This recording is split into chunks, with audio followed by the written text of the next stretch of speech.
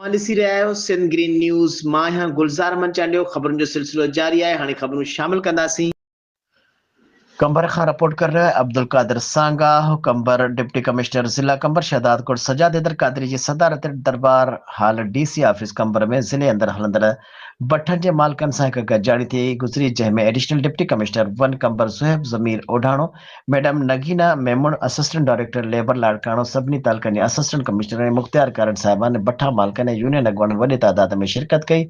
उन मौक़े ते डिप्टी कमिश्नर कंबर शहदाद कोट सजाद हैदर कादरी ॻाल्हाईंदे चयो त असांजे ज़िले में जेकी बिना भठा शहरी इलाइक़नि में क़ाइमु कया विया आहिनि उन्हनि खे जल्द खां जल्द ॿिए हंधि मुंतक़िल कया वञनि, त जीअं भठनि मां निकिरंदड़ धुएं खां पैदा थींदड़ बीमारियुनि खां पाण ऐं पंहिंजे ॿारनि खे बचाए सघूं। हुन वधीक चयो त असांखे सिरुनि जे भट रेट मुतालिक़ ॿियनि ज़िलनि जे रेटनि खां वधीक वठण जूं शिकायतूं मौसूल थी रहियूं आहिनि ऐं उन करे ही मीटिंग घुराई आहे, ताकि ॿियनि ज़िलनि जे रेट खे मद्देनज़र रखंदे सिरुनि जी क़ीमतुनि सां मुनासिब रेट फिक्स कया वञनि। हुन भठा मालिकनि खे सख़्ती सां हिदायतूं ॾींदे चयो त चाइल्ड प्रोटेक्शन जो वधि खां वधि ख़्यालु रखियो वञे ऐं 18 साल जी उमिरि खां घटि वारनि ॿारनि खे कंहिं बि क़िस्म जो पोलियो न करायो वञे।